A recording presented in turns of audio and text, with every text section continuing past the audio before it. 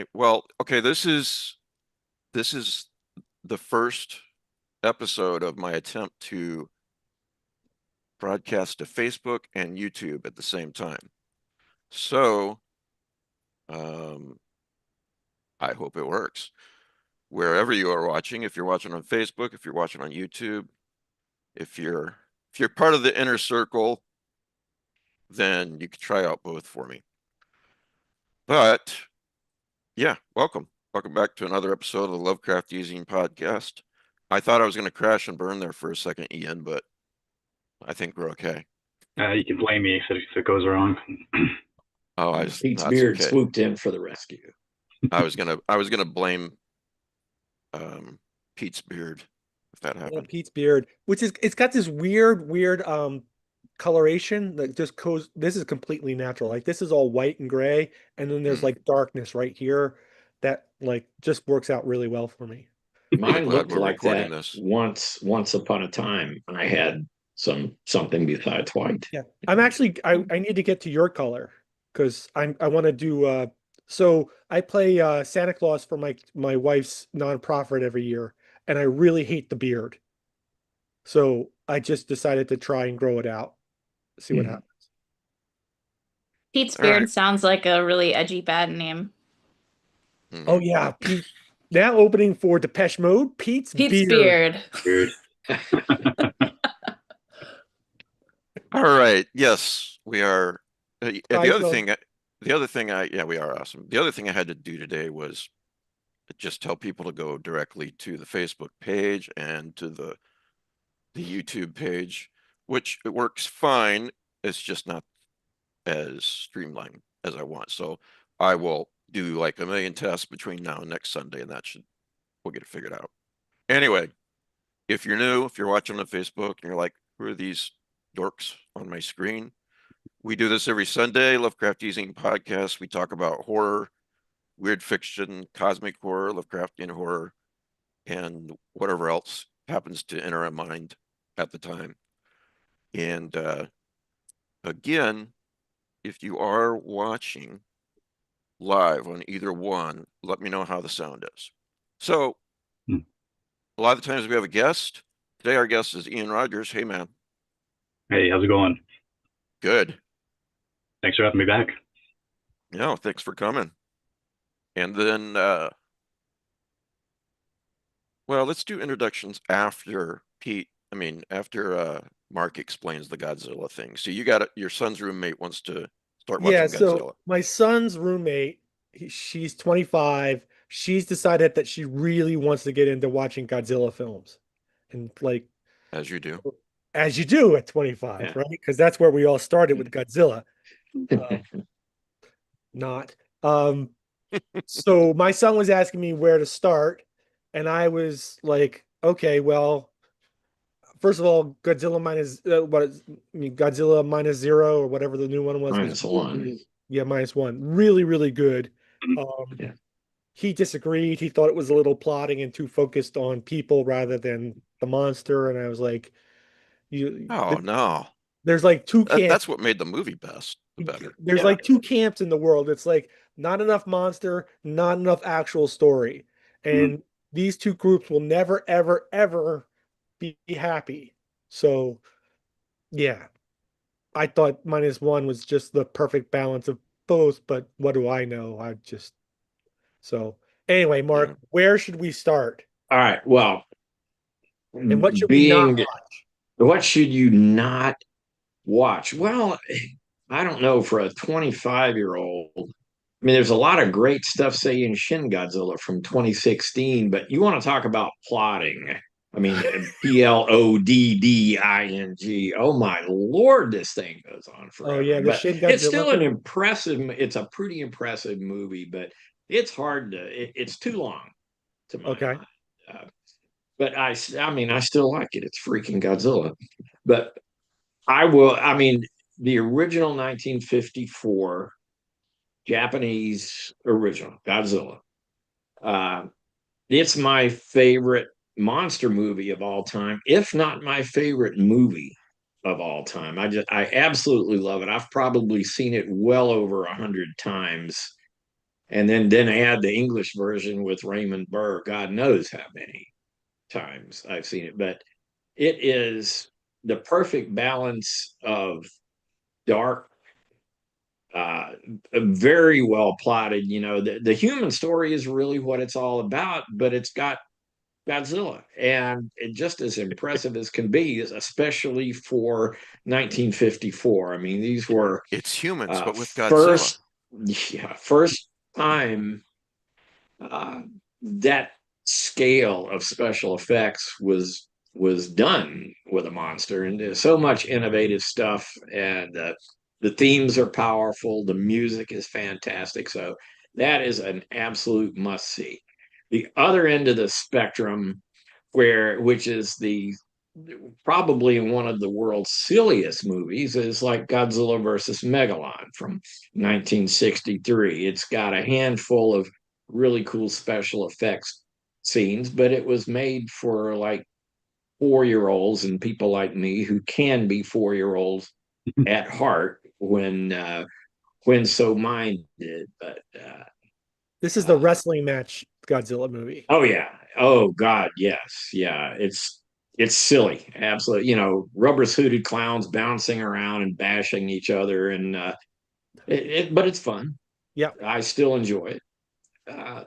Somewhere in between, you've got stuff like Godzilla, Mothra, King Ghidorah from 2001. It's got a serious side. It doesn't play all that well, but it's got some pretty impressive monster action and a reasonably engaging story.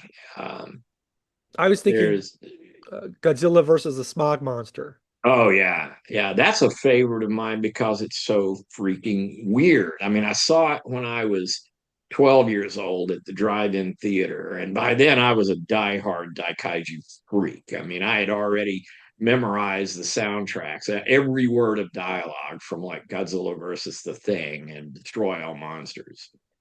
Um, but the combination of silliness and absolute grim horror in Yeah. Smog Monster makes that uh, such a weird melange that I can't recommend it highly enough. Really. Yeah, there's this weird, so like in the middle of the movie, there's this scene where they're dancing at a acid disco, Mhm.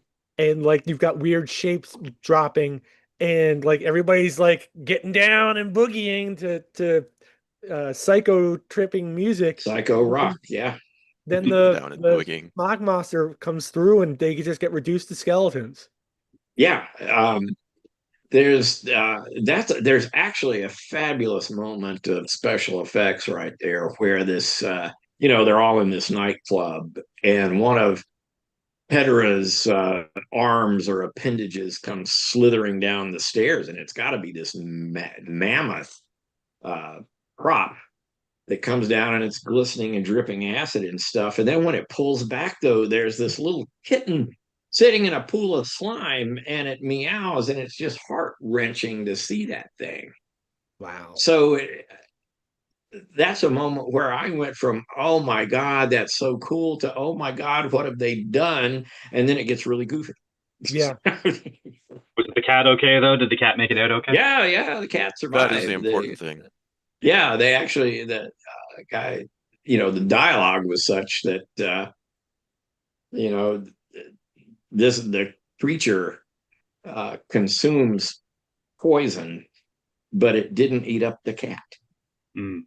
You know, in the new Superman movie, they did test screenings where the fight at the Fortress of Solitude, they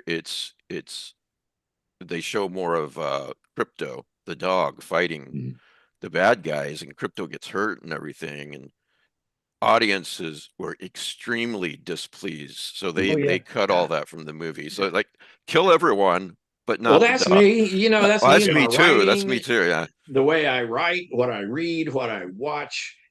I avoid, and because animals are innocent by Yeah. nature. Yes. Like the third rail of horror movies used to be you don't hurt kids. Oh yeah, I'll hurt a kid first. And now it's, I guess in the 70s, 80s, and 90s, kids got hurt in real life, Mhm. and that became obvious. So now it's don't hurt animals. Yeah. The Italians never were that way, I'll tell you, in their horror movies. Yeah. Oh, yeah. I It's almost had coding a horror kid, movies, so I right? don't mind. I had a kid, so I don't mind metaphorically hurting.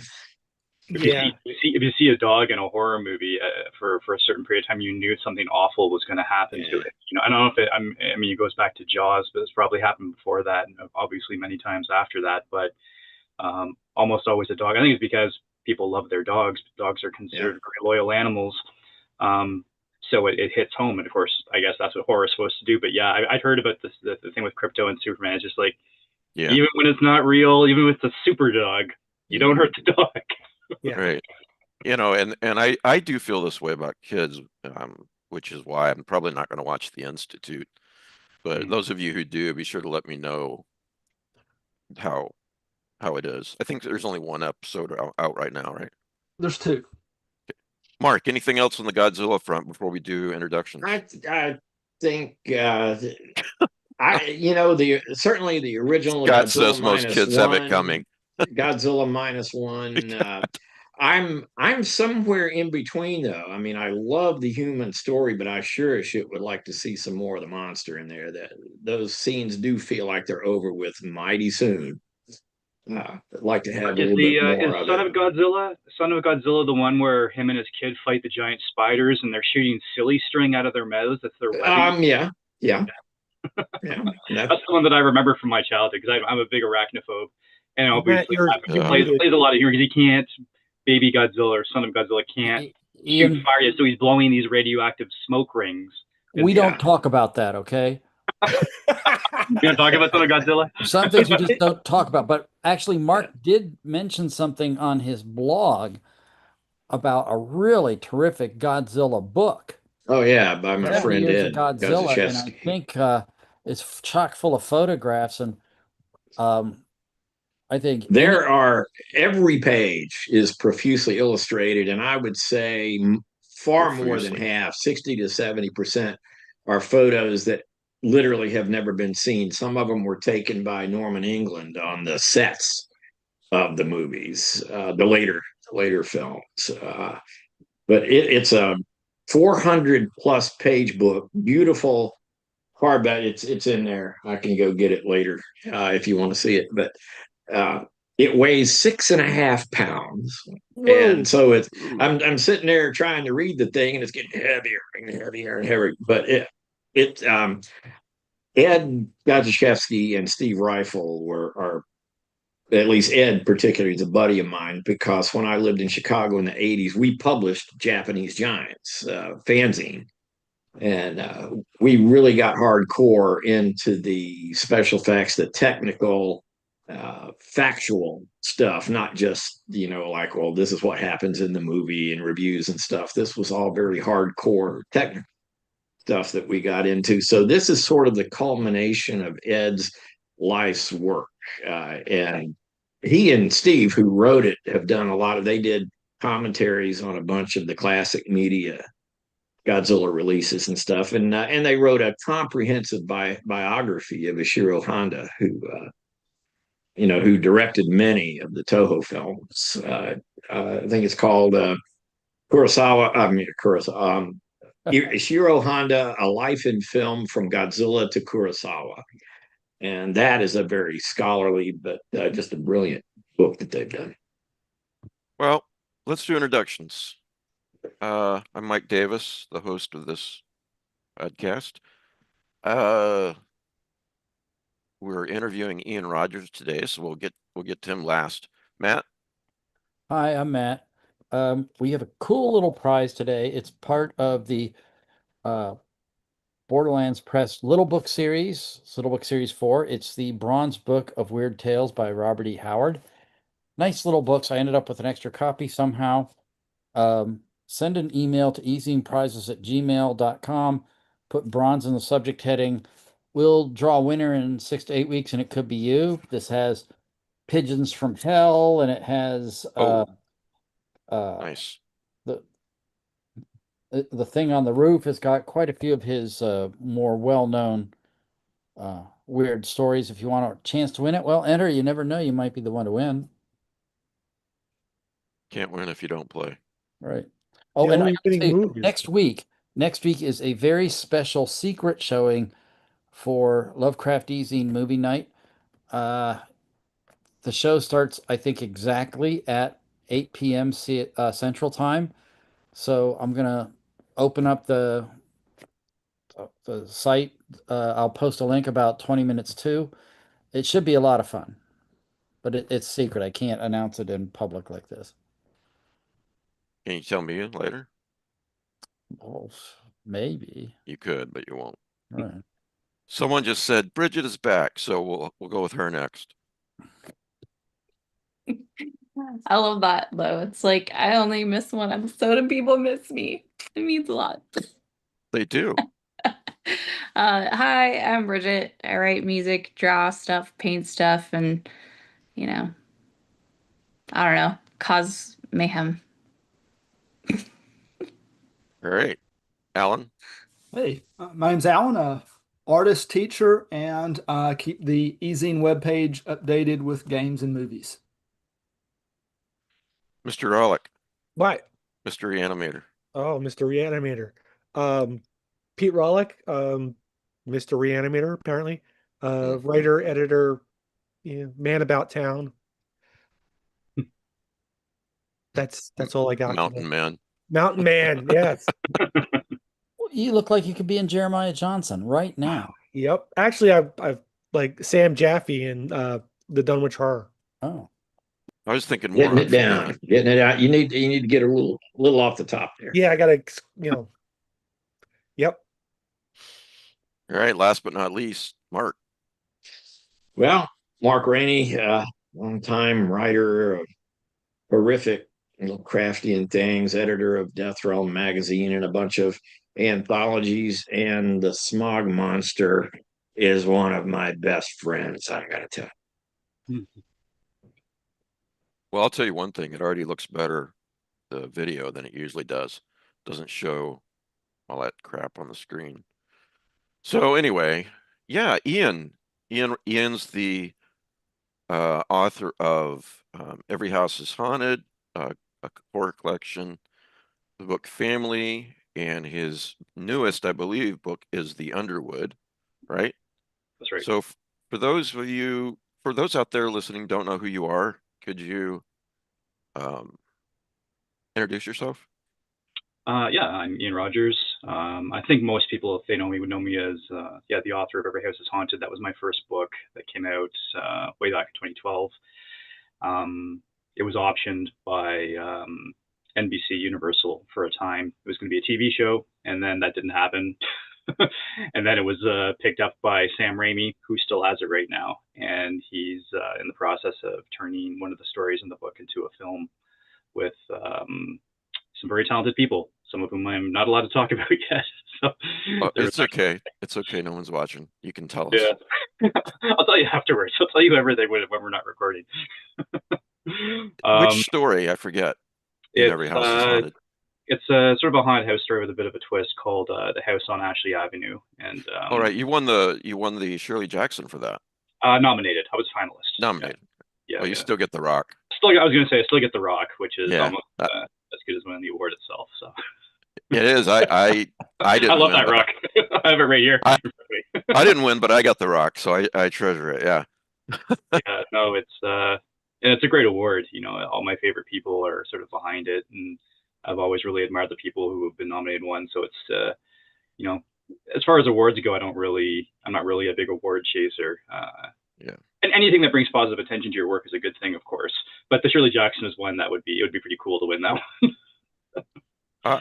In my view, which is all, opinions are subjective, but I think it's the most prestigious horror award out there. Mm-hmm. And I'm like you, I don't really believe in going after awards or whatnot, but yeah, it's if you're gonna win an award, that's the one to win, or you're gonna be nominated. Yeah, definitely agree for sure. Yeah, and then my debut novel Family came out last year as a deluxe hardcover from Earthling. I had a novella called Gray that was published with PS Publishing. as well. And then, yeah, this year Thunderstorm published my new novel, The Underwood, which is kind of a woodsy apocalyptic thriller, kind of like Cairo Pulse meets the Blair Witch Project, kind of like a haunted film kind of a story, without giving too much of it away. And here's a trigger warning for everybody. I'm being sarcastic. It's pretty dark, man. It's very dark. It's That's funny. some dark It's probably stuff. one of the. It's my wife's favorite. It's the favorite of a lot of my beta readers. So when it was coming out, there was a lot of people that really wanted to know, because I wrote it actually quite a few years ago. I think I finished it in 2016 or 2017, and just took a little while for it to find its right home, as a lot of books do, if they ever do find a home. And Thunderstorm just knocked it out of the park. The book is it's a work of art. The person who did the cover art is a Turkish artist named Ebrahel Lurchi, and he did the cover, and he did 3 interior illustrations, and they're just fantastic. He did the artwork for Nathan Ballingrad's Atlas of Hell deluxe hardcover that Midworld Press did a couple years back, and I just saw that, reached out to this guy online, and we just became fast friends, and really hit it off, and came to work together at Thunderstorm, for the Thunderstorm book. It was just Nice. really fortunate. The Underwood being your newest book, I know it's a deluxe book. As you said, right now it's selling for $125. But that's going to change in the future, right? In other words, there's going to be another edition come out. Yeah, I mean, it's sort of hard. I mean, when you're working in the small press for years, I didn't have anything out between Every House is Haunted and I think Family. There was like a 10-year, wouldn't even say a break. I was still working, still trying to sell stuff, but I was really pushing, trying to break into the big 5. And when you don't sell anything, even when you get good rejection letters, it means you don't have anything out for a long time. So I finally started going back to the smaller presses, and it was great. I sold stuff to Thunderstorm, Earthling, PS, and finally had some stuff out. And some of the stuff was a bit more affordable, but then some of them were these deluxe hardcovers, which I love. I'm a collector as well. But as we know, there's the collector's market, then there's the sort of the regular book buyer's market. So a lot of people who would normally buy a book that's like a trade paperback couldn't afford $50, much less $100 or more on a deluxe hardcover. So I've always tried to find other publishers who could sort of do like a for lack of a better term, a mass market edition, like a regular, trade paperback or an ebook edition. So we're in talks right now with someone to do that for Thunderstorm or for Underwood. Family will have a wide release. That's something else that's some pretty big publishing news that I'm not quite able to talk about yet. Very close to finalizing the contract, but that will be pretty major news that I've been sitting on for several months now. But it's great. I love Family. That was my debut novel. It's already sold out. All 500 copies sold from Earthling, which was great. But again, because that's that collector's market and a limited number of copies, it means that only a limited number of people can actually read and enjoy the book. So I'm glad to publish that with Paul, because Paul Miller is a fantastic publisher. But you also want as many people to read your work as possible as well too. Yeah. You're right. They are 2 different markets. Some people can afford that kind of thing and want to. They're book collectors. The only time I personally have a problem with it is when there's a limited expensive edition of a book, and then that's it, and then it's out of the reach of, Joe and Jane normal salary, who wants to read it. So yeah, I'm glad they're doing that. Let's go back to Every House is Haunted for a second. And when is he doing a movie or a TV show, Sam Raimi? It's going to be a movie. The idea, because the story is part of a series I've been writing with these characters. The idea is that if the first movie does well, they'll do it as a franchise. They definitely are thinking ahead beyond the first movie. But Sam is, as a producer, he's actually really hands-on. He's definitely not one of these people who just sort of puts his name on a movie. He's really deeply involved in the creative process. I mean, he was the one that optioned the story. He was the one that was a really big fan of this and had very specific guidelines of what he wanted to do. And we'd actually walked away from a couple of studios who really wanted to change it. And he was very adamant of like, hey, that's really cool that you want to do that. We're not doing that, so we'll just take the movie elsewhere. So That's great. Well, and he's a big enough name that he can do that. There were some times where we probably could have made it sooner, or maybe with more money, but you had had to have compromised a lot of things, and he just doesn't really want to do that. So I've had the chance to have a Zoom chat with him, and he's just still a fan. Like you hear a lot of fun stuff about him and Bruce Campbell, these guys who just look like they're having fun while they're working. And I mean, that was my assessment of him too. He just likes talking about movies. He wants to do stuff that's really cool and really scary. And so I've got high hopes. Like everything has to be packaged these days when you're making a movie. These days where you would just sort of option a story and they would just sort of let it sit there and do whatever. It doesn't seem to happen as much anymore these days to get anything made. And it's a very, very volatile market right now. You have to be packaged, is what they say. You have to have a writer, you have to have a producer, you have to have a director, you have to have an actor. We have everything except the actors, the two leads. So they're in the middle of casting it right now, and cool. That's the update that I can sort of. That's the part where I can kind of mention where we are, and vaguely. He's a big Lovecraft fan from everything I've heard. I was in an interview with Bruce Campbell a few years ago, and I asked him, so were you a big Lovecraft fan? Because the Evil Dead and all that. There's Necronomicon and so forth.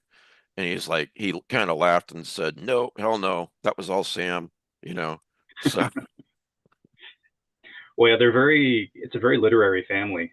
His brother, who writes a lot of his stuff or co-writes a lot of his stuff, he just does it. I wouldn't say for fun, but he's like a dentist or something. Like he's got another job that he does on the side. Like he was co-writing I think he co-wrote, I think Army of Darkness. He co-wrote all the Spider-Man movies with the other writers.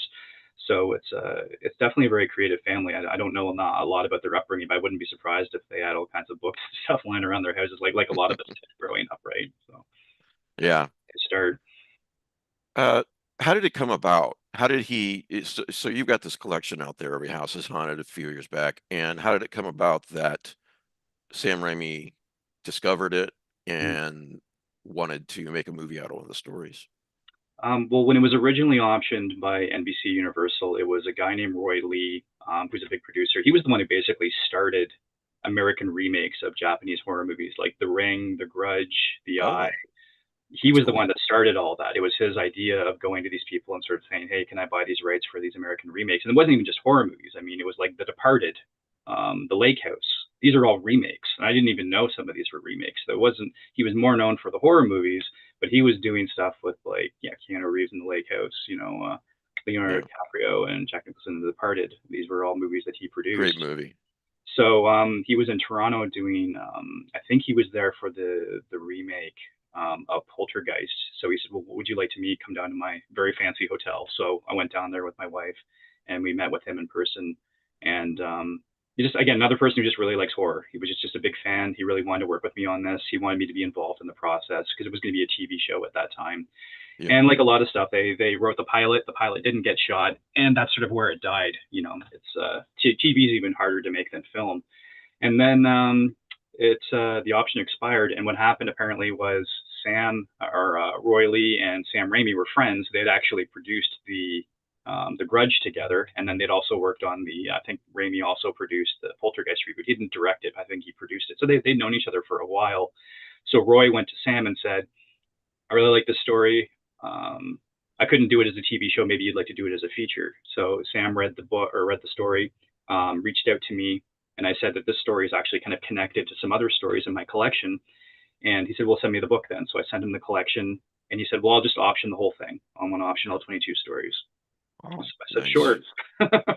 And he's had it since 2019, I think. And then Netflix made a deal in 2021, and the streaming wars and the pandemic have sort of played havoc on it. So not necessarily sure if it's still going to be a Netflix movie or if it's going to go somewhere else. It's that part is a little bit up in the air, but we've got director, we've got a screenplay, we've got producers, we've got everyone sort of lined up. It's about as close as it's possibly ever been to being actually made at this point. But it's also film and TV, right? You take it with a grain of salt. Hope springs eternal, and I'm always hopeful. But at the same time, they've been trying to get it made for a long time. So we'll see. They've got a really good people, and they keep me really they keep me informed, which is great, because they don't even have to do that, but they're all nice That's people. par for the course. The friends of mine that I've talked with in private about their work getting optioned or made for TV or the movies, it's like, yeah, that's what they said. Don't count any chickens Oh when yeah. they hatch.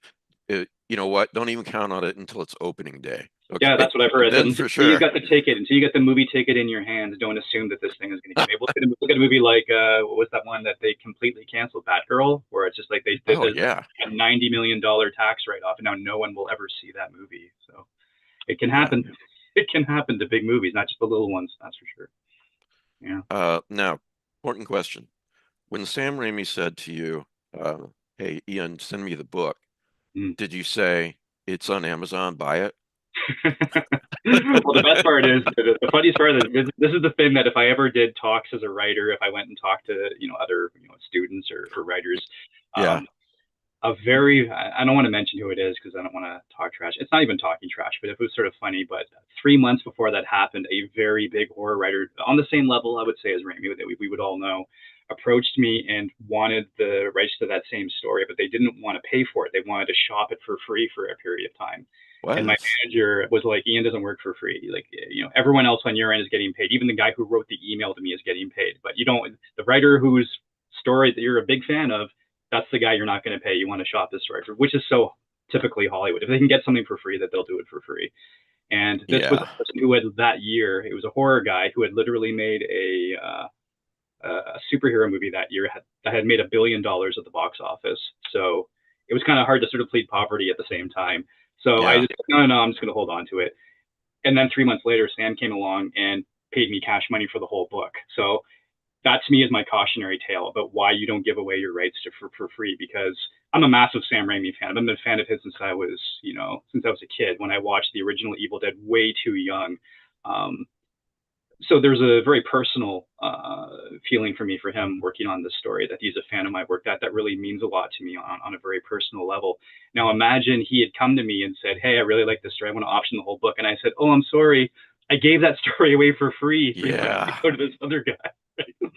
Not only would I be kicking myself for the money, but I would have been kicking myself emotionally because I'd rather Sam had it. Yeah, this is such an important lesson for, beginning writers, or at least writers who haven't had any interest up till a certain point from TV and movies. Yeah, and I know how lucky I am. That's the other thing too. Is just like there's way better stories than mine, but it was the right story for him at the right time.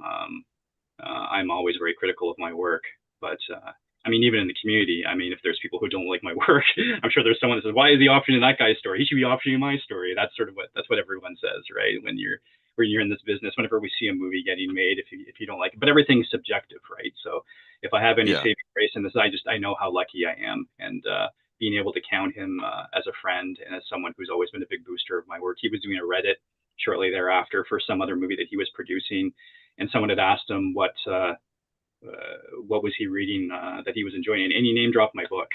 So again, he doesn't have to do that. Like, I'm not someone that he needs to kiss up to. I'm just some writer in Canada, but it was just really, really meant a lot to me. And then he gave me a blurb for the book too, and we reissued the book and it came out again. He gave me a blurb for it. So and he was really cool. He was making Doctor Strange at the time, Doctor Strange and the Multiverse of Madness. So he was really busy, and I'm talking to his assistant, and she was like, yeah, he's really busy. He's in post-production. If he has time to do this, like, he'll let you know by the end of the week.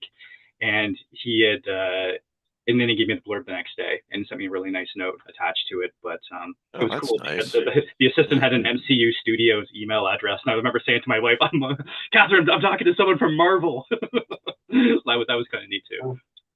At the end of the day, I'm still a fanboy, I still get excited about dealing with all these people sometimes. I'm not starstruck, but it's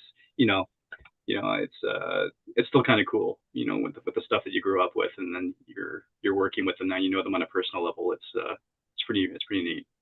Well, also, unlike a lot of people, or at least some people in your position, you're humble about it. And number two, I do think the wisest people know that no matter how hard you work on something, there's always an element of luck involved.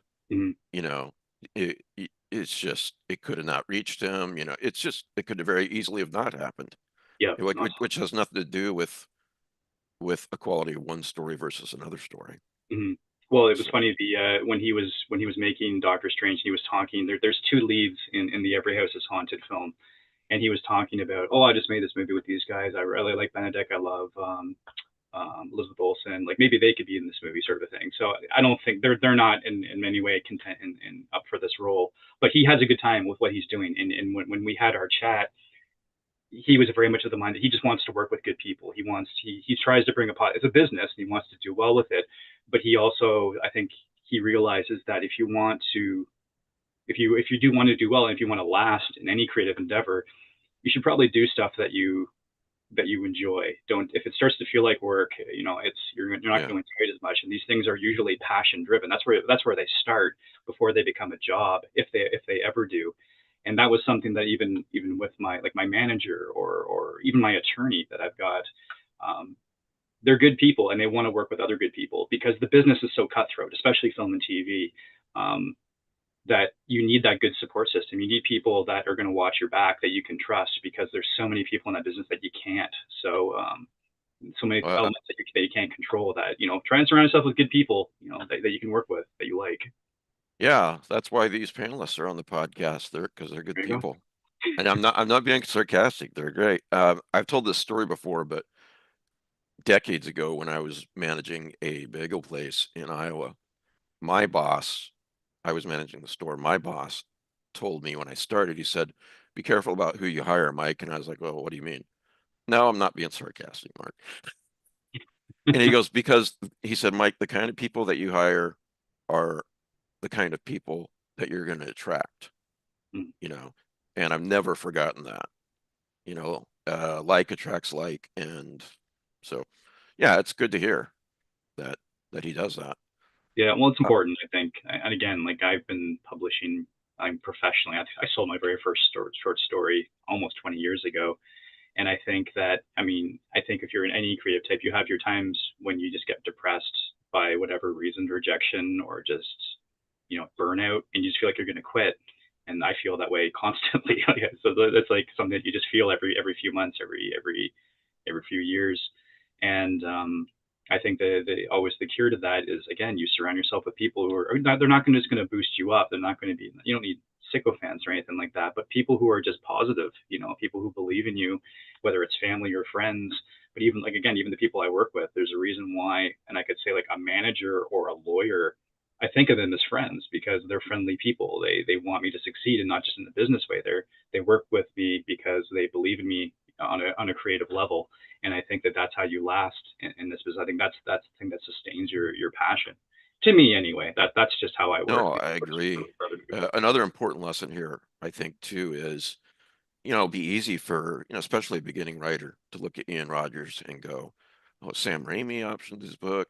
He's got these other books out. He's doing great and everything." But what you said a few minutes ago about, you get depressed about it, you get discouraged sometimes. Obviously, a lot of positive moments too, but it doesn't mean that you never struggle inside, you know. So I just think that's important to remember, that the most successful people, in many cases that we look at, still struggle with depression and anxiety and, um, you know, uh, negativity.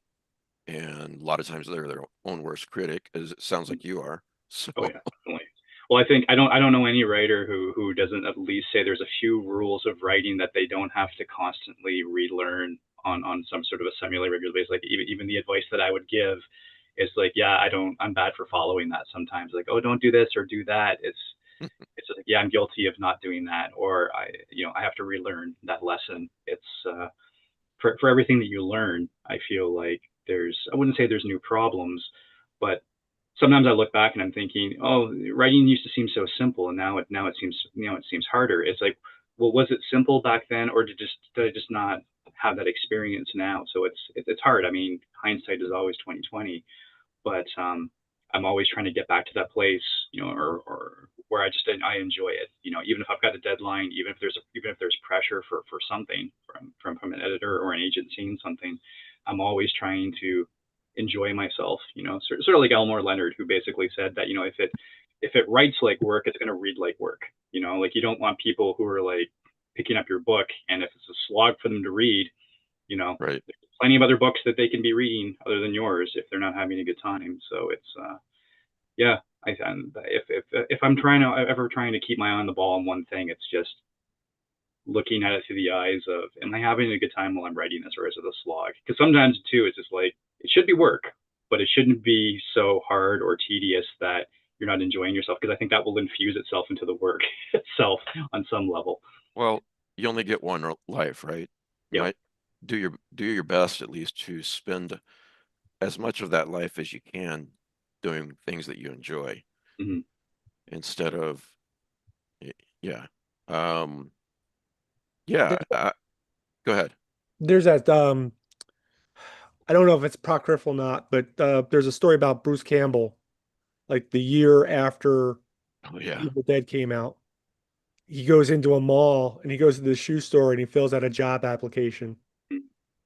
And the manager picks it up and he's looking at it, says, like, last year you made however much money, like $100,000.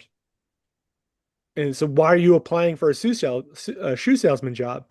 And Bruce Campbell's like, that was last year and Right. haven't worked since.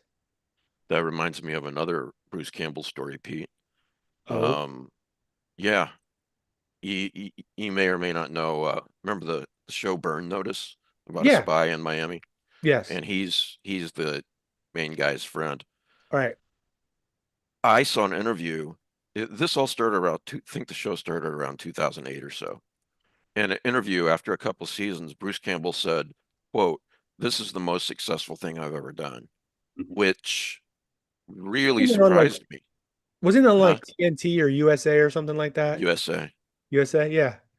Yeah. It went 7 Essentially, seasons, yeah. yeah, a made for cable show, but yeah, it ran for 7 seasons. So Yeah, it's a good show. steady I like it. paycheck, steady Well, paycheck. it shows you that you have to really, like, unless I mean, Bruce Campbell's obviously done very well for himself, but a lot of actors who aren't mega box office stars, you still have to work. Whenever people will be critical of seeing them in some things, like, well, he had to pay his mortgage, right? Or, had to send his kids through school or whatever. There was a story I heard, and again, this was obviously well before he was rich, but it was James Cameron after he had made Terminator, but before he had made Aliens.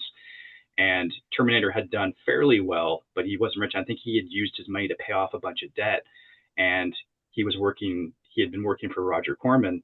And after Terminator was this big success, someone had said, "Oh, I saw James Cameron back at Roger Corman's office." He said, "Well, Aliens was delayed. We're not making it until whatever, and I don't know if it's going to be a success because he's following Ridley Scott's footsteps. No one knew what the movie was going to be." Yeah. And he came up with these two posters because James Cameron was an artist. He's actually a very good artist. So he'd come up with he'd come in and brought a couple of posters that he had done.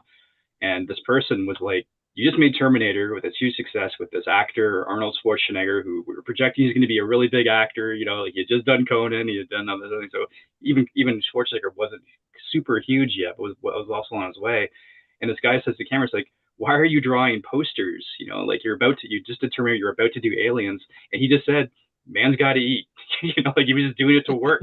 Like he wasn't rich, and the money that he had made from that movie had gone to pay debt that he had done or Yeah. had incurred.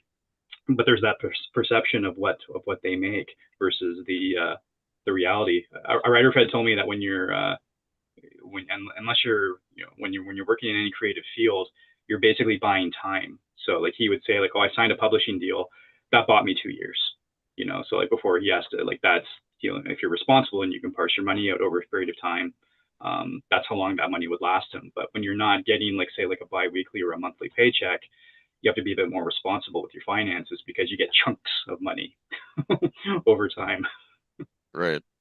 My Yeah, go ahead, Pete. my wife's father apparently got paid every 6 months Ooh.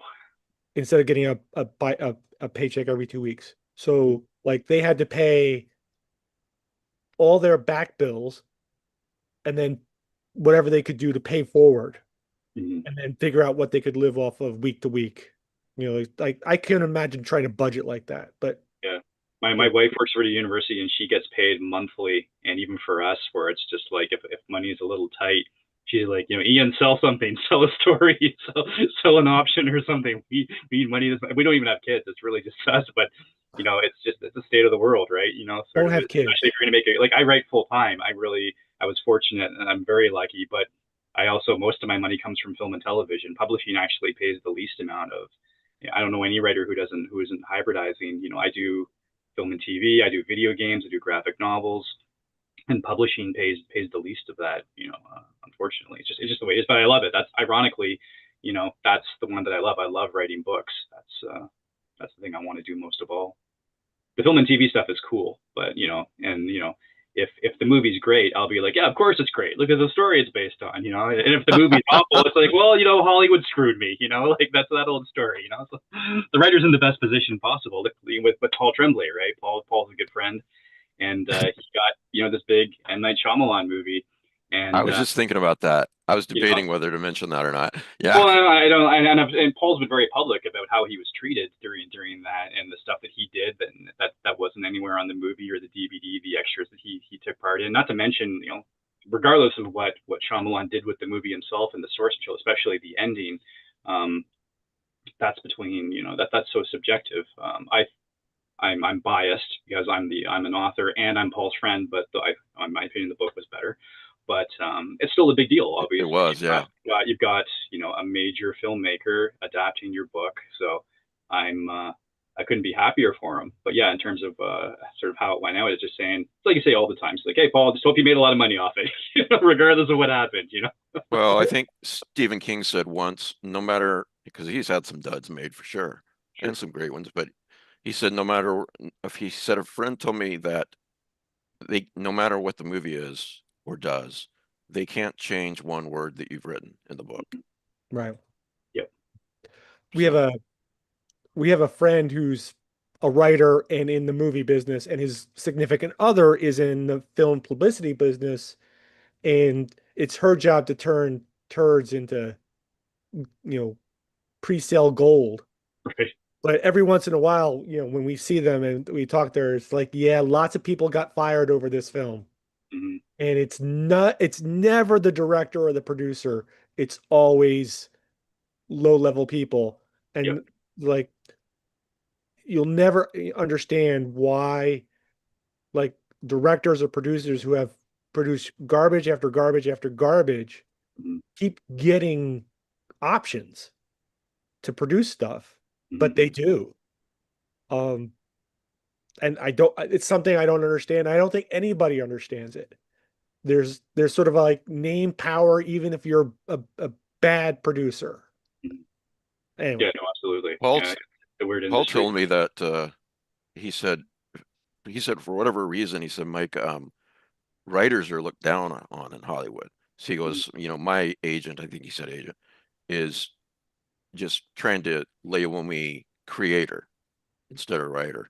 And I just think that's so strange. True, but strange. Without the work, you have nothing. Where does the movie come from? Well, whether look it's a screenplay or a book, You've got whole studios, production companies where a person's job is a reader, because other people at the company don't even read. You had to hire someone to read stuff. Or it's one thing to have a book scout, like I can sort of get that. But when you've got someone there, it's like, I don't have time to read this, or I don't read stuff. I need you to read this and tell me if it's any good. And I've had all kinds of meetings in the past couple of years with my manager, who's fantastic. I've had general meetings. We've been pitching various books and various original film and TV projects, and it's exhausting. Like the whole idea that you're meeting these people, that wears off very quickly. There's some cool people and there's some very nice people, and there's some people that seem very motivated to do good work, but they're still studio people. At the end of the day, you take it with a grain of salt. If something happens, great, but I just look at it as something that's going to subsidize my writing career, as opposed to I'm really excited about working in film and TV. It's too volatile, and it's just too high stress. I could not imagine. They keep telling me about, oh, you should come out here and do a bunch of meetings in person. Come out to LA for a week or two. I'm like, not interested. I'll stick to Zoom, thanks.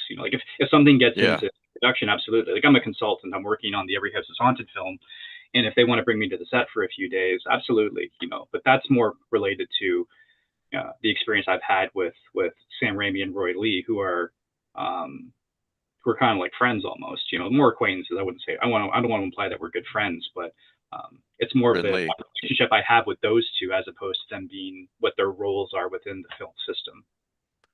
Well, congratulations on that. First of all, I know we've talked about it before, but for any new people who may be watching, I wanted to let them know, and do get the book. The new edition's available on Kindle too. Every House is Haunted. There's going to be an audio version. I can't. That hasn't been announced yet, but I was going to ask. The deal's coming up soon, so there will. I was going to thank you again for the first edition that you sent me a couple years ago, and with a note in it, because those things are damn hard to find, almost impossible to find now, I think. Yeah, no, absolutely. No, well, thank you, and thank you for the kind words. It's thank you. I love the community. You know, like I said, this is the third time I've been on the podcast, and again, I'm a big fan. And you still haven't learned. I know the whole crew, so again, it's nice to watch and be able to say that I've been on. You know, it's a big deal for me. I love the community. You sort of can't live without it, and I like to think that any success that I've got, it's really just been, it's like a support system. It's an extended family. Yeah. You know, it's I remember going back to even my very first ReaderCon. Everyone's posting their ReaderCon pictures, and I was like, I think ReaderCon was the very first writers convention I was at, and I hadn't published anything. I didn't know anybody. I'd corresponded a little bit with Elizabeth Hand, who was a big fan of, and the very first night of ReaderCon, or at least back then, I don't know if they still do it. It's called Meet the Pros, where everyone sort of just hangs out. It's like a meet and greet. And I'd come up to her, like, I don't know if you remember me. And she knew who I was right away, because of course you're wearing your name tags and everything. And she just gives me a big hug. She's giving me a kiss on the cheek. I was with a writer friend. He's like, when she kissed you on the cheek, your face turned completely red. So I just want you to know that. But she was just so sweet and very kind. And like everyone was just so gracious, even though I'm nobody, hadn't even published a short story at that time. This would have been almost 20 years ago. But it's just, that's the community to me. It's very welcoming and supportive. You know, I don't feel like I'm in competition with anyone, whether it's agents that I've had or publishers that I've met through referrals. Everyone wants you to succeed. It's never like, oh, I'm going to hoard these things. I'm not going to introduce you to this, or I don't want you to have your place in that. I mean, that's my experience. I've never had any lock me anywhere, so. There are a couple bad apples here and there, but it is very much the exception. Yeah, I resent that. Look, just because I looked at you when I said it, that doesn't mean anything. Does anyone else, before I go on, have any questions or comments for Ian? Ian, are you by any chance going to Necronomicon next year in Providence? I actually am. You are? Excellent, because we've all of us were there last year, and they still let me on the show. So talk about a great support system. Mark was saying at Necronomicon, he was like, "Oh, I should have done this before. This is awesome." Well, that was for my people. It was one of there's only a handful of cons I really want to go to, and that was one I wanted to go to. And so me and Richard Gavin, who's a very good friend of mine, our wives are very good friends. So we're gonna drive down next summer. That's the plan. Awesome. Yeah. And Richard doesn't go to anything. Richard doesn't go to a lot of cons, but this was something that I think he's actually been before. And I've always wanted to go to Providence, so it's gonna check off a couple of those. I don't know if well, we're gonna have to hang out with you and the panel here and go get lunch or something. Oh yeah, absolutely. Yeah, absolutely. We're gonna do the whole thing. We're just gonna hang out, and I'm sure there's stuff for my wife and Richard's wife to do. I don't think they'll be at the con very much. Usually it's like, we'll go. Depends on what the city is, because then they'll go off and do stuff in the city. I don't blame them. They don't want to spend the whole weekend in the hotel, but I do. The truth is, though, most of the people who go to the con don't spend a lot of time necessarily at the con. You know, we're out hanging out. Like this crew left me at home. They all went to a movie. Oh, wow. You were invited. You're just like, it's past 8. I have to go to bed. Or something like that. I did not go to the movie. I went to a bar. I was talking about Matt, but yeah. Yeah. No, I was countering Matt saying I did not go to the movie. You guys went and saw what, Alien Romulus? Yeah. If your spouse is in Providence, Ian, I recommend, and they're interested in history, take the ferry to Newport. Oh yeah, that'd be a good. Absolutely. Side trip. Newport's I love great. that kind of stuff. Yeah. Well, I don't think they're going to run out of things to do in Providence for sure. Yeah, no, I'm not too worried. I think when they went to, again, we took them to a ReaderCon one year, and I think they even went like whale watching. They went up to Gloucester, and so like, they're more than capable of having a good time. They're happy to come, but they just know that we're not going to be at the convention proper. It's like, hey, that's fine, I get it. Yeah, I'd love to. Danielle went with me. My wife went with me to a HP Lovecraft Film Festival one year. Necronomicon's hard though because she's a high school English teacher, and that's right when school is either started or about to start, depending on the I have school. the same problem. Necronomicon is always the first week of school. Yeah. Yeah. No, I'm looking forward to it though. Like I said, all my even within the community, the people that I'm the closest with all seem to go to it. I'm hoping this people like Jeffrey Thomas goes to it sometimes, and he's a good He was friend. there last year. Yeah, I think he he usually doesn't. goes, and he's watching He right might now, not by even the way. spend the night. Yeah. He drives down because he lives like less than an hour away, I think. Yeah. Great. So he usually brings his daughter and he comes and he Yep. hangs out for a few days, but I think he goes home every night. Yeah, no, Jeff's he's watching right now, so don't say anything you wouldn't say to his face. I was just about to say he's one of my favorite people, so there you go. Now, Yeah. now I feel like I'm trying though to say that. Yeah, I had known Jeff for going on 40 years, through correspondence, I published him many times in Death Room and all, but I had never met him face to face until last year at Necronomicon. So that was very cool. Jeff says, I'm a visit to ReaderCon. Yeah. Jeff says, I'm about 45 minutes away. I do go home each night. Thanks, Ian. Have Jeff drag his brother Scott along again. Yeah, goes yeah, sometimes. bring Scott along. Yeah. Scott's a Because great I've guy never and met a great Scott, writer. actually. Yeah. For those who don't know who we're talking about, Jeffrey Thomas, wrote the Punktown books and much more. But maybe start with Punktown if you're. And Scott Thomas is a very much a New England quiet horror type of writer. One of my favorite collections of his is Over the Darkening Fields. That's the one. Yeah, I love that book. Yeah, just fantastic collection. I read very Hill like Creek. Charles L. Hill Grant. Creek I read recently, and I liked it a lot.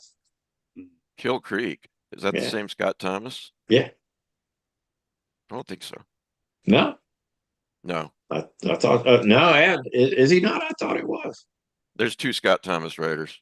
Okay, well then help us out, Jeff. Help us out. But I think I'm right. You pick up Westermead. Yeah, yeah. So good. Pick up the Sea of Ash. Sea of Ash, yeah. Yeah. Have you read that one? When in terms of the Punktown stories, when I write my own series called The Blacklands, which is just sort of like a contemporary world where just the supernatural just exists as a matter. It's been around since the 1940s. These portals have popped up all over the world, and they open onto this dark dimension that lies next to our own that we call the Blacklands because there's no sun over there. It's where all these supernatural creatures dwell. And I don't write them in any kind of an order. It's sort of like a sandbox I play in. It's not like there's a specific, order to them.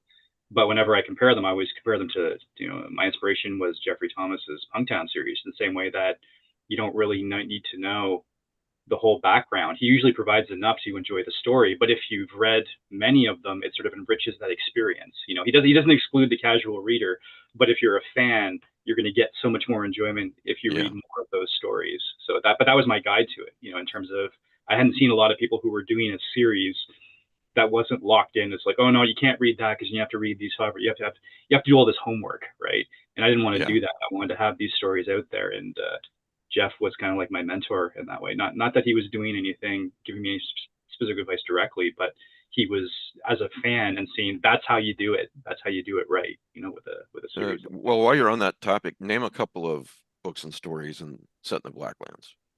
Well, the first novel that came out last year was called Sycamore, and it's funny because it's the first novel, but I've been writing Blackland stories for like 15 years. I started with novellas, chapbooks. They've had short story appearances. One was in a big Ellen Datlow Tor Nightfire collection called Screams from the Dark. That was probably the biggest exposure I've had for my Blackland series because that was obviously a really big book, and it was actually the very first story in the table of contents, which I thought was great. I think that was the first time that had ever happened too. So I was really grateful to Ellen for doing that. And Ellen's a fan of the stories. I've sent her a lot of those over the years, and she's taken a couple of them. But yeah, Sycamore is the first novel. The second book is coming out in October. It's called Super Noirtural Tales, and it's just a continuation of these themes. It's a private investigator who just works supernatural cases in a world where paranormal has become the norm in this world. People are very much afraid of it, though. They're not using magic to make their lives easier. There is no magic system in my world. It's really more the monsters and the hauntings and stuff like that. How would it affect everyday life? If these things existed, if what if you couldn't tell your kids that monsters don't exist? They're going to find out about it in school. They're going to be taught about the Blacklands eventually. It was really how do I make this almost prosaic? I don't want to make it boring, but what if it was a part of everyday life, and how would it affect these things? Hewing a lot closer to kind of William Hjortsberg's Falling Angel, as opposed to something overtly urban fantasy, where you've got, I always say that if my detective character had a vampire girlfriend and a werewolf sidekick, then I'd call it urban fantasy, right? But it's not like that. Like, people are not comfortable with the supernatural in this world. They're very much afraid of it. And that's not a slight against urban fantasy at all. I love urban fantasy. There's lots of great urban fantasy series, but that's why I say mine are more supernatural noirs, because they owe as much to detective fiction of Robert B. Parker or Lawrence Block, who I love. Lawrence Block, don't get me started as much on as they do the supernatural. Yeah, you and I have talked about. I love Scudder. That's just to me is one of the great PI series of all time. Yeah. Which one's your favorite? Long Line of Dead Men, probably, I would have to say. What a great concept. I think we had this conversation before. Yeah. But I mean, there's so many, right? I mean, that's another series where I go back and I reread a lot of the early ones. Because I've reread the most. Because you're trying to figure out, how did he do it? It's not like he's a simple writer, but he's got a very deceptively simple looking style, where it's like if you go back and look at Chandler or Hammett, it's just like, oh, I could do that. And then the minute you try to, it's like, no, this is a lot harder than it looks. But to me, the best writers are the ones who made it look easy until you try and duplicate it. It's like, I can't do it because I'm not Hammett. I'm not Chandler. I'm not Block, I probably reread When the Sacred General Closes 10 times in my life. Mm-hmm. So. Well, in those series, those books were so good because, again, you could read them as standalones, but if you read them in order, there is an arc, especially with his alcoholism. He starts off as an unlicensed PI, and I think he eventually does become licensed, but for I think the first 10 or so, he's just doing favors for people. And so, I mean, there is growth with that character, that you wouldn't normally see in some other series, which are a bit more standalone, I guess is what you would say. I like an arc. I like something where you can actually grow with these characters. Even though I respect the fact that if someone just picks one up randomly, you don't want to exclude that person. So I do get that, and I try to do that with my series. But I also try to give a bit more in there for people who are following along. For those watching now and later, or listening later, I've got a link near the top of the show notes to your books on your website, your books page, the bibliography. So that's a good place to start. Wait if you don't want to buy the collector's edition of the Underwood, that'll, just it'll be out. It'll be out when it's out. Yeah, I'd say subscribe to the newsletter. I mean, I'm not a big newsletter person. I don't spam anyone's mailboxes. I do one every few months, usually when there's some big news to report. But once there's a more inexpensive edition of that, that's where I'll be announcing it, probably. That and social media, of course. Someone mentioned, I think he had to go to bed because he's a night worker, but that he loves the world of Gray. Mm-hmm. Talk about that book for a minute. Yeah, Gray is a novella that came out from PS Publishing last year. It was actually launched at Worldcon, which is great because I got to go to Scotland for it. My wife and I went over there. That was actually, I think, the first convention I'd done since the pandemic had ended. So we hadn't traveled really anywhere, and it was our first trip across the ocean too. So it was a really great trip, and again, great con. PS is a fantastic publisher. They do gorgeous books. Yeah. So Gray itself is kind of like again, it's sort of kind of noir, but with angels and demons. So I kind of think it's like, what if LA Confidential, James Ellroy, I was going to blank. What if James Ellroy decided to rewrite the Bible as a crime epic? It's sort of like my pitch, my description of it. Like, where you're just using these biblical characters as regular people, but in the crime world. So I wanted to write something where Gray is this entity who's neither an angel nor a demon, he's basically heaven's hatchet man. God employs Gray to do things that no one else will do.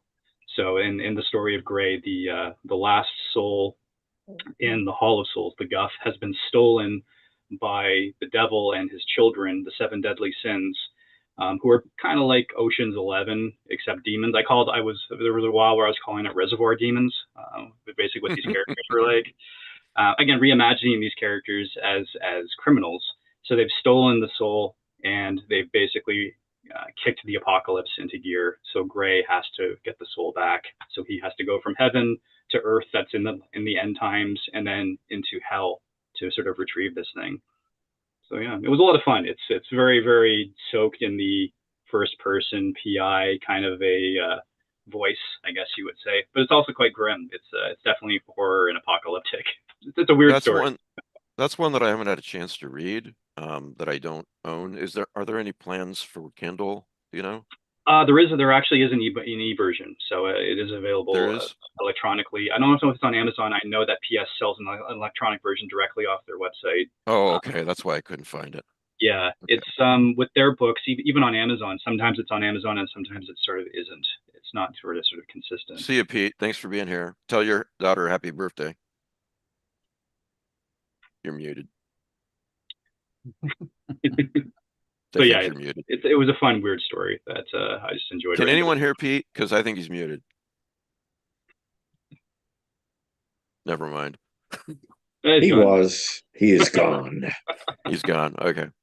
Yeah.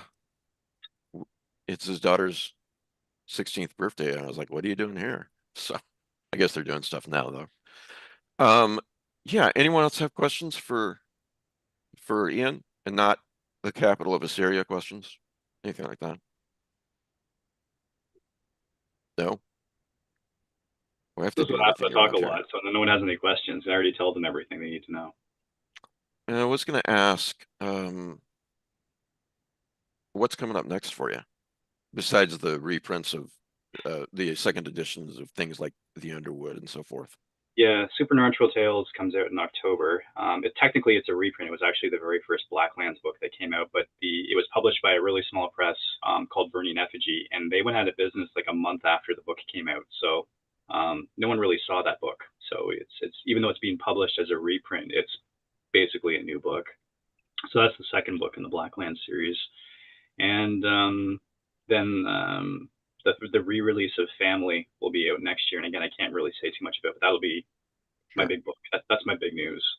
And then I'm just working on some stuff now. I had a chapbook called Fitted Sheet that came out from Rapture Publishing a couple of months ago, which was great. I think there's a handful of copies left. I think they only did about 150 or 200, but it was two little girls are playing in their linen closet, playing ghosts. And the older sister, who's kind of mean, she got the good flat sheet to play ghosts. So she gives her sister the fitted sheet for the bed, which sort of bunches around her feet.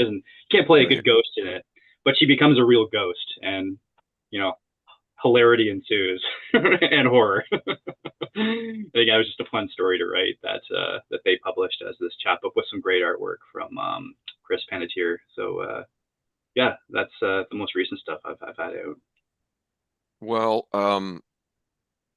please don't ever hesitate when you have stuff coming out to shoot me an email, and I'll post about it on the that big Facebook page and so forth. I know I just posted on Facebook that a lot of people are emailing me and sending me DMs for can you promote this or that? Mm-hmm. But that's different. Yeah, no, I don't know about appreciate it. So yeah. Any other questions, guys? No? Every House is Haunted. Do you think that's a good place for people to start if they've not read any of your work? Or yeah, I mean, if you like short stories, I mean, it's a short story collection. I know some people prefer novels, but I mean, I like short stories. For me as a writer, I tend to like starting with short stories. So I would think, especially because of the film that may or may not get made, I think that's the most obvious choice. And as far as novels, I think Sycamore is probably the other alternative. If you like novels, I think it's a good, fun, supernatural detective story. And then Family. I think if there's still copies available from Earthling, I'd be recommending that one, but it's sold out, and the wider release won't be out until next year at the very least. But I think that's the other one I would say was very accessible. It's a standalone. Did I ask you about that when we started talking? I don't think I did, about the plot for that, the synopsis. Family is about sort of a family it's a family in crisis. They had a series of bad things happen to each one of them, and they've decided to sort of pull up stakes and move, sort of try things out in a new place. And like a lot of the setups, if you see these sort of things, they move into a new house and then supernatural activity starts happening. But it's not what you think. That's without spoiling it. And I hate saying it's a haunted house story with a twist, because that's what everyone says about the haunted house story. But for me, as being the haunted house guy, because of every house is haunted, I was just wondering, like if I was going to have a novel and I wanted this first novel to sort of stand out and I didn't want it to be part of a series, is it possible to write a haunted house novel that's still different, but not because of a gimmick, not something that's going to be cheesy, something that's very organic and very natural. So I just liked it as a challenge. Could I write a haunted house novel that's different and meaningful in this day and age? And I think any novel like that lives or dies based on the characters. So I really I wanted people to care about this family. I think especially in a horror novel, if you don't care about the people, then you don't care what's going to happen to them. It's sort of the reason why when you watch Friday the 13th Part 27, you're kind of rooting for Jason, right? It's kind of funny watching. I was just thinking that. Right? Yeah. But when you watch something else, like say The Exorcist, you're really rooting for this single mom and her daughter, right? Like they have this horrible thing that's happening to them. Or any other horror movie where it's really strongly character driven, Sixth Sense or Poltergeist, and that's how I described it. Actually, Family started as a pitch for Sam Raimi when we had spoken. We were talking about The Sixth Sense. He was talking about how much he enjoyed that movie because it was so character driven. How he's known as this gonzo horror guy, but he says that was why he made The Gift. He made this movie because he wanted it to be very strongly written and really strongly character driven. Sam Raimi made The Gift? Yeah, with Kate Blanchett. I didn't know that. That is hell of a movie. Yeah, it's fantastic, right? Big cast, great performances. And he sort of pauses. We were talking about he goes, Ian, do you think you could write something like that for me to direct? And I was like, yeah, not really. I'm not interested, Sam. Sorry.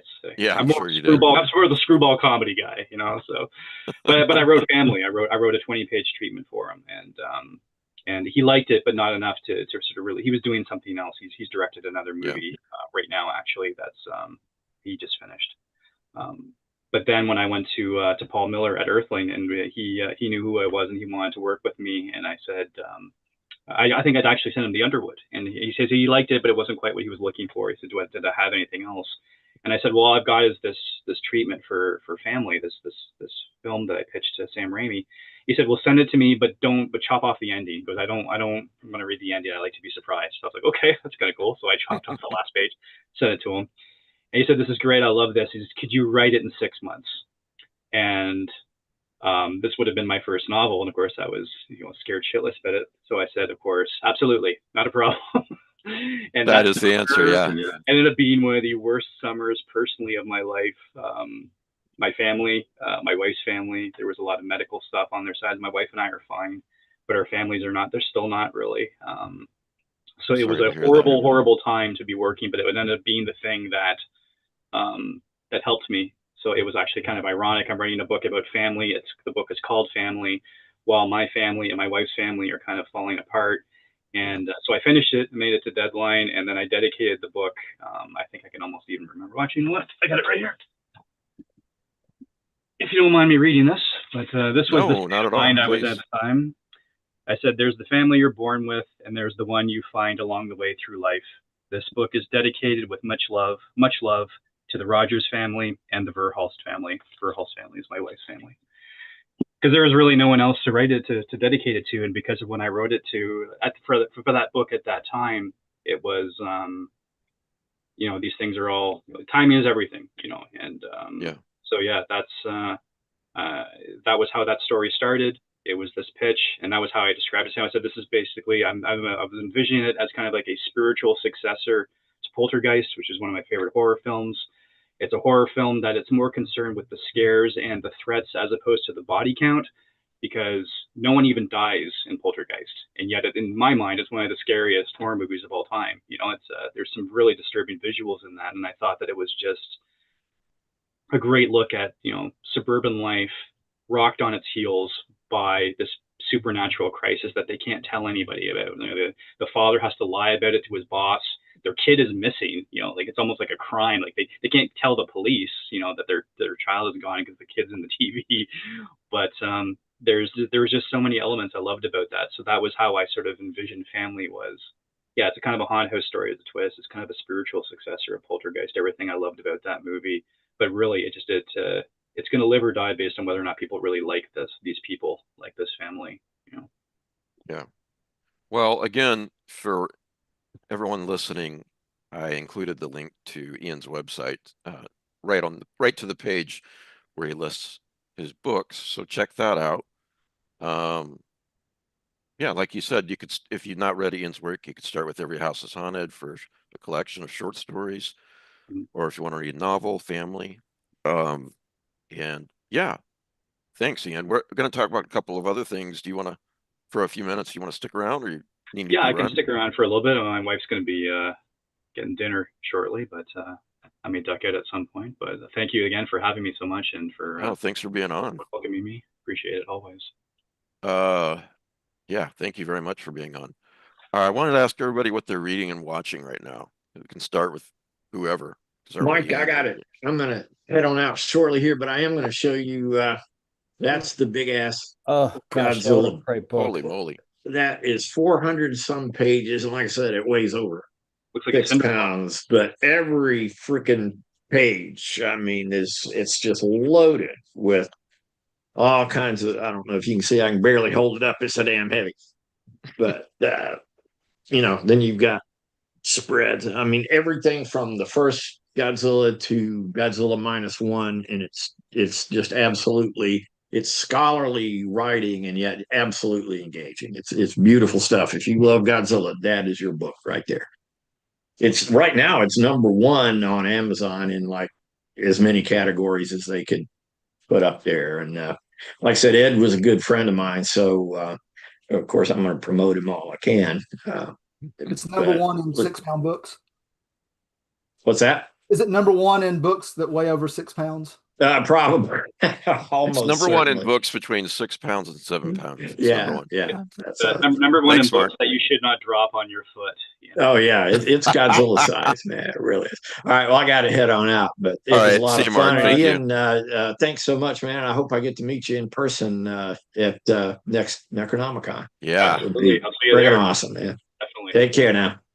Yeah, I'm really stoked to hear that you're going to be going to Necronomicon next year. Yeah, we're looking forward to it. Again, Richard, Gavin, and I are really good friends, and we just got together. Actually, me, him, and Michael Kelly and his wife Carolyn, the two of them who run Undertow. We're all good friends. We all rented a cabin a couple months ago, and that's when we were talking about it. And I'm not sure if Michael and Carolyn are going as well, but Richard and I are definitely going to be there. We've been planning it for a little while because I think Necronomicon only happens every 2 years, right? So. Right. We were going to go this year, but then of course it didn't. This is the off year. So then we said, okay, that's fine. That gives us more time to plan, and we're definitely locked in for next year. Speaking of conventions, I do have to mention the H.P. Lovecraft Film Festival in Portland, Oregon. In case you didn't know, the dates have changed, and now it's the weekend of the 19th to the 21st of September. Their annual Kickstarter that they used to fund the thing supposedly is going to be happening within the next 2 weeks, maybe the 1st of August. I don't have anything official about that. If you want to get a VIP ticket so you can get into the theater first, your best bet is to back the Kickstarter. So we maybe can get either Gwen or Brian on here once in the next upcoming couple of weeks to talk about it. That's a good idea. If you want to, I would also recommend calling the DoubleTree in Portland to get your hotel room. It's the one, there's no good housing right by the theater, and this is only one metro stop away. All right, I just wrote a note to contact Gwen sometime, get in here for at least a few minutes in the next couple weeks to talk about it. Okay, so Scott Jackson on the live chat says he's reading The Croning finally. Good choice. Great choice. Jeff says he's reading the last novel of Martin Cruz Smith, Hotel Ukraine, which came out a few days before his death. One of my absolute favorite writers. I wonder if that's the final Arkady Ranko novel. He was the Russian detective who appeared in Gorky Park. There were a series of novels about Arkady Ranko, a member of the Moscow militia who was a police investigator, and all of them have really interesting insights into Russian culture, Russian history. They actually just come alive, like Stalin's ghosts. You learn about what Stalin did to all those Polish intelligentsia and officers. It's like really good stuff. Okay, good. What are you guys reading? I just read Tim Wagner. He's been on the show before. He has a kind of an 80-page. That's a really good size for horror stories. He has a called The World Turns Red. It's on, I think it's on Kindle Unlimited. And I don't think I've read that one. What's it yeah, about? it just came out a few weeks ago. Oh, okay. All right. Yeah, it's really good. I'm not somebody who necessarily believes that we should have books with trigger warnings, but it's on a sensitive topic. So read the first 2 page, you'll see what it is. But I think ultimately it treats that subject with very, very well. So well, he's a very talented writer. yeah, The World Turns Red. So Bridget, you got anything? I am not reading anything right now because I'm busy with projects, but I have been listening to podcasts and my husband and I have been rewatching Lucifer. That's And a fun show. Since I know it really well, I can work on other things and not put too much attention to it, but hoping to get some stuff done and then I can get back into, reading more things. did you watch the second season of Sandman? Speaking of Lucifer. Oh, yeah, it's definitely on my watch list because, yeah, the tie-in to the story is obviously cool, super cool.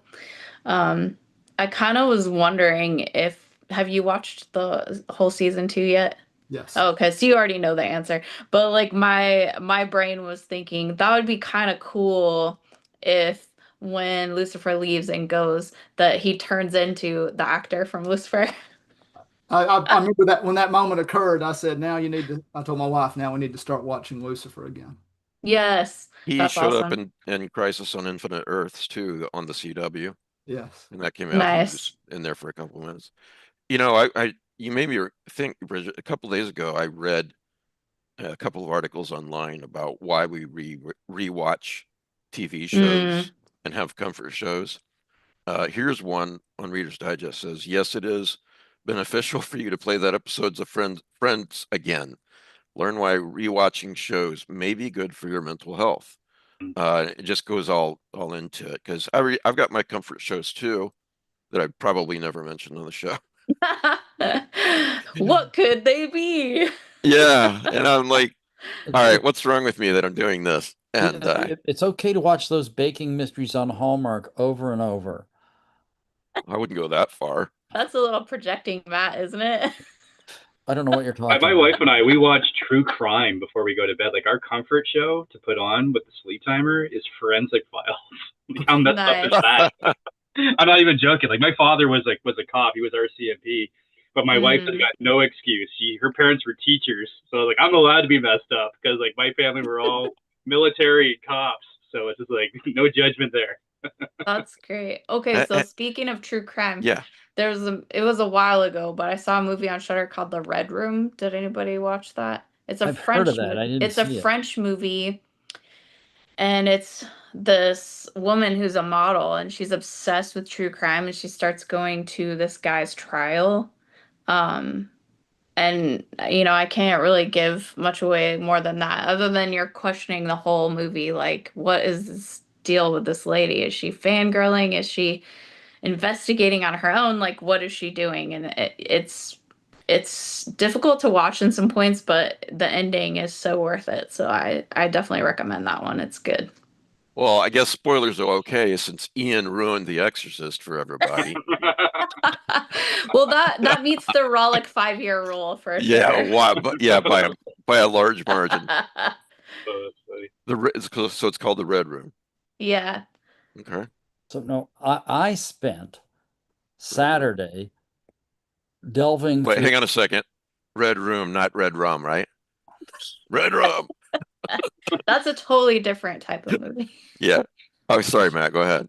Delving through all my annotated books and analyses and rereading The Cats of Ulthar in preparation for the upcoming Patreon podcast. So one of us prepared. Oh, we're supposed to read those before we discuss it? Why bother? You've got look Why? I don't know right why behind you, no one Mike. You tells me got all the anything. answers. If you look right Yeah. behind you. Yeah, I see him. Monty the cat. His name's Guy Montag, Ian. Oh, that's Call him great. Monty. Yeah. Yeah. So yeah, speaking of true crime, well, not exactly. It's a Only Murders in the Building. It's a funny show. Have you Oh guys seen God, that? that's a terrific So show. good. Haven't started Yeah. yet, but I heard it's great. Yeah. Yeah, The it's pretty the fun. 3 stars just play off each other really well. Yeah. Great things. Yeah. Ian, what are you watching? Well, I can tell you what I'm Or reading. I watching just slash started reading, it. whatever. I'm Oh, The Thicket, Joe Lansdale. Oh yeah, okay. So I'm looking forward to that. And I think the movie just came out not too long ago, so I think I'm going to check the movie out too afterwards. Because He's gonna be on the show in a couple months, guys. Oh, Joe really? Lansdale. Oh, I love him. He's great. I had the chance to meet him a couple of times. World Horror in Toronto, and then World Horror again in Austin. So really, really kind man. And I just monster fan of his work. Taught me so much. And you want to talk about detective stuff that I've reread to tatters. His Hap and Leonard, which is absolutely a detective series. It's sort of a Southern fried Texas noir. Especially the early books. I think the first 4 or 5 I've just reread over and over again. And I brought those books with me to Texas to get them signed by him. So he's I mean, I'm not telling you guys anything you don't already know, but super nice guy and fantastic. Yeah, writer. immensely talented, immensely nice guy. Yeah, So yeah. I'm And what I'm looking watching forward right to having now, him on. I just watched that animated Predator movie, Predator Killer Pillars, which is fantastic. I Everyone forgot about it. It's really good. It's way better than when someone about, oh, they're making an animated Predator movie. It's like, all right, it's the same guy that did Prey. I was like, oh, okay, now I'm more interested. And it's really, really well done. And then I watched a sort of a lower budget horror movie. I think the main reason I watched it was because my manager, his name is Peter Katz, his brother directed it. His brother is E.L. Katz, and it's a horror movie called Azrael with Samara Weaving in it, and it's fantastic. It's a really, really good movie. that is a great movie. Yeah, it's like a sort of the rapture has taken place, and there's like a cult where they believe that speaking is a sin, so they've all removed their Oh, vocal yeah. cords. There's no dialogue in the movie. It's just her trying to escape from these cults, and there are these demons. They call them, I think they're called the burned ones, and they just have like a charred skin. And it's a simple stuff. The movie's like 85 minutes, and that's as long as it needs to be. It's great. I love Hang it. on a second. Wasn't there a TV show like that? Like it's not necessarily called The Rapture, but a lot of the population of Earth has disappeared. Oh, the It's- leftovers. It's The your Leftovers, favorite, yeah. Mike, called Left Behind. Yeah, there's a book series called Left Behind. That's right. Not my favorite though. No, I don't recommend that, but the Leftovers. I haven't read the novel. The novel's been sitting on my shelf. Tom Perrotta, I think, is who wrote it. But the series is fantastic. It's one of my favorite series of all time. Yeah, there's a cult there where they don't speak. Yeah, exactly. Yeah, and each season is different. It's 3 seasons, and I tell you, the last scene of the last season of the last of the last season, very rarely it got me right in the heart. It was just like, wow. It was like good TV, good performance, good writing. I hadn't been that close to almost tears since the last episode of 6 Feet Under, which was another show where it's just like, maybe I'm a bit of a softie. No, I'm definitely a bit of a softie, but I'm not usually moved by a TV show because I watch so much that, you don't really see anything that's going to surprise you, much less move you. But 6 Feet Under, it really did. And The Leftovers, it's not for everyone. It can be pretty dark. It's a pretty heavy show. But each season is different. Each season is a bit of a different setup. And the last one, it's even darker. But I tell you that there's an element of hope. And I tell you, it hit me right in the heart. I recommend it highly. That's good to know. Maybe I'll give that show a try. I remember a couple of years ago watching the first couple of episodes, and then I got distracted by I don't even remember what. But well, the good thing is it's short. It's another one of these cable shows where it's 10 episodes a season, 12 episodes, I think. So you can blaze through it pretty quick. So it's like another one I really like is that German time travel one, Dark. It's, oh yeah, it's a good show. Fantastic. That's so good. It's one of my favorites of all time. Great soundtrack, great performances, and it's a perfect knot. It's time travel done right. It's I remember the first season came out, and then there was a break of like 2 years, and then season 2 and 3 came out back to back. They must have shot them back to back. But my wife and I had watched season 1. We really liked it, and it was like, oh well, do you want to watch a YouTube recap before we watch season 2? And I was like, yeah, sure, we'll watch that. And it was so confusing. It was like, let's just go back and rewatch season 1 again, because it was like 8 episodes, 10 episodes. And I just remember thanking God that we did, because it's confusing, but not in a bad way. It's just you can't watch this while you're doing something else. It's very, very complex, but in the best way. It's just really, really good storytelling. You're right. They did tie that knot very neatly in that first season. I haven't seen the other 2. Yeah, well, and again, the way that it ends, it's just when I think of 6 Feet Under, or the way The Leftovers end, it's just another show where it's just like, wow, especially as someone who, like a lot of us who work in a creative industry, you don't think that stuff can really affect you because you work in it. You're sort of immune to that kind of emotional response. But and I'm always glad when it does hit me, because it sort of shows me that, hey, I can still enjoy this stuff as a consumer, even though I'm a writer and you still do this stuff, right? It's at the end of the day, the reason why you still do it is because I love books, I love movies and TV. I love reading, I love watching stuff. So it's nice to see something like that where it's like, yeah, still good. There's still good stuff out there. Yeah, there is. I wanted to point out a couple of things. First of all, Ellen Datlow is going to be on the show. I think in September. I've got it on the calendar. I can't remember, but she sent me this upcoming anthology. It's called Night. Great art. Yeah, it's called Night. Yeah. You'll like this, Matt. And Day. Oh, Isn't that so cool? It's not a vampire anthology. Mm-mm. No, it's basically horror stories, just like it sounds. Half of the book set at night, the other half set in the day. A lot of great writers, just as you would expect from an Ellen Datlow, anthology. Well, that's really cool. Yeah. So anyway, you guys can pre-order that, and anyone listening, I would definitely suggest that you do. I've said many times that if Ellen's got her name on a anthology, you don't even have to think about it. Just buy it. Yeah, absolutely. She's the best. And then Dan from Jackanapes Press sent me this. I'm not sure if this is out yet or not. Yeah, that guy Galad Elfson. Yeah. He was living in Canada, I think, running a bookstore, and he was well locked into like the community there, and he wrote like 6 or 10 King and Yellow tales at that time. Now this was more than 20 years ago. I don't remember exactly when, and it got printed as a very small book by Cayega Press. And only like maybe 50 copies were released. So getting late these 70s, I believe. Yeah, getting these stories was pert near impossible. So it's really nice to see that they've gathered them all, and now this is going to be accessible to more people. Well, thank you, Dan, for sending this to me. It's got some great black and white art in it too. Oh, there we go. That's awesome. Jackanapes Press, just Google that. This is, of course, called The Exile and Other Tales They're really good press. If you small Yes. press, I mean, they operate on a shoestring, but their catalog is really interesting. You ought to take a look. They have published poetry. You know, how many small presses these days will publish small, affordable volumes of weird poetry by like Ashley Diocese, Adam Bolivar. Yeah, actually, Adam and our buddy Pete have a blurb right in the front of this book. So, and also Dan's a very talented artist. I can't see right here. He probably did the art for this.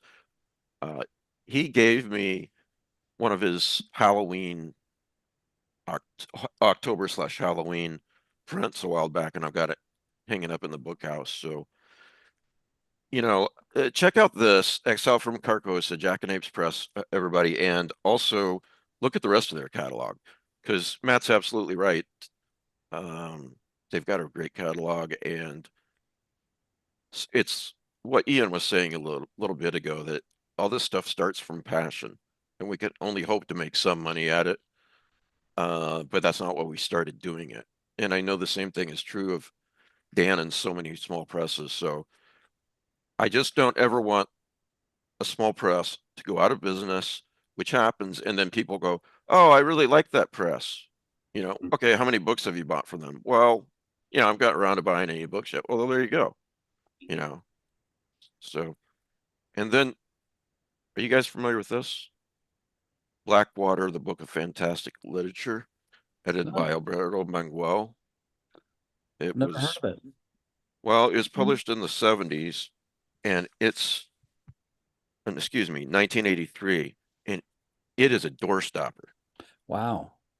And it's almost, I don't know, it's almost a primer of, you can't come over here, Monty. It's almost a primer of,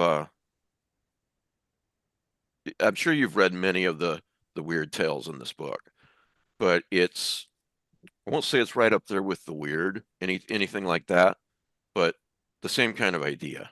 You know what I mean? Of gathering a lot of dark literature and weird tales, that sort of thing. So I got this before the price went up. I think it's like up to $40 now, but it depends on where you'll find it just secondhand somewhere online. Blackwater, the Book of Fantastic Literature. And I'm just really enjoying it. So yeah, I wanted to talk about those. I'm also reading Joe Hill I actually haven't read a lot of Joe Hill stuff, but Joe Hill's got I guess, newer short story. So it just on Amazon and Audible, called Ushers. That was a fun little story. Yeah, I read that one too. Yeah, he's released a few of those. There was another one called Jackknife, a Killer Tree, or something like that. It was pretty good. Yeah. A lot of these authors, I think Paul Tremblay and Stephen Graham Jones, Grady Hendrix, are doing a lot of these Amazon shorts these days. So yeah.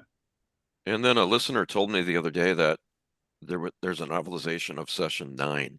Remember that movie? Oh, really? Oh, wow. Nice. Yeah, so I downloaded the sample. But it's really interesting.